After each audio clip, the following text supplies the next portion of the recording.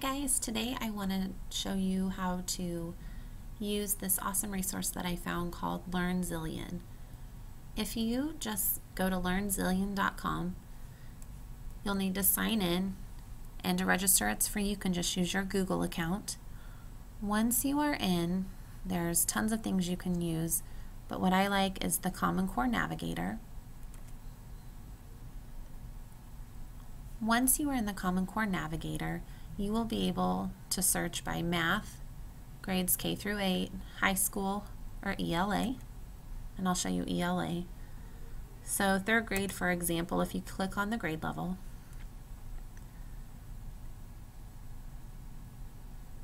it will show you the different strands and the different standards underneath. So for example, if you were looking for resources to support RL 3.4. Click on that, and here you will find a list of videos. So let's say I want to focus on determining the meaning of unknown words and phrases. If you click on that, this video will pop up.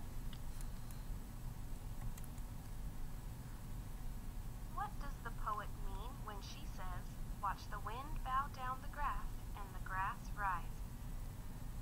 In this lesson, you will learn to figure out the meaning of unknown phrases by looking for supporting words in the text.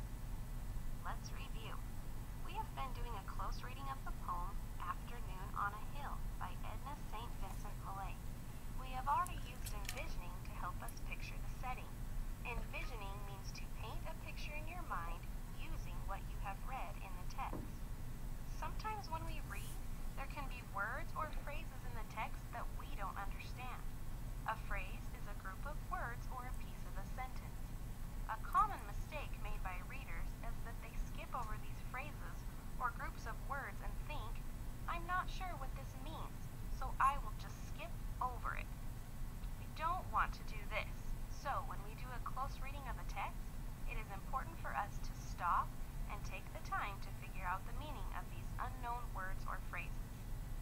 Here are the steps we will use. 1. Stop at the unknown or difficult phrase. 2. Read the words in the phrase and ask, what do I envision here? 3. Using what you have envisioned, reread the unknown or difficult phrase to see if it makes better sense.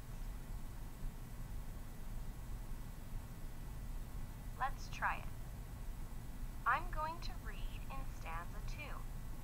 I will look at cliffs and clouds with quiet eyes.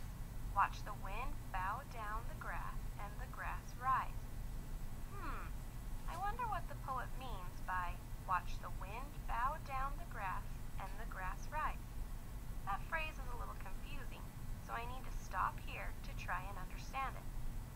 After I stop, my second step is to reread the words in the phrase to help me envision what is happening. The first word is watch. Well, I know what it means to watch something, so the person in the poem must be paying attention to something that is happening. Alright, what other words do I know? Watch the wind. I know what wind is, but it is really hard to watch because you can't really see it. Maybe the character is watching the wind do something. I should keep reading. The next words are bow down. Well, when I think of bow down, I think of when someone bows down to show respect for someone else. But the wind can't bow down, it just blows around. Maybe the next words will help me understand. Bow down the grass. Oh, grass can bow down. Maybe the wind is blowing and making the grass bow down. That makes sense. The next part of the phrase says, and the grass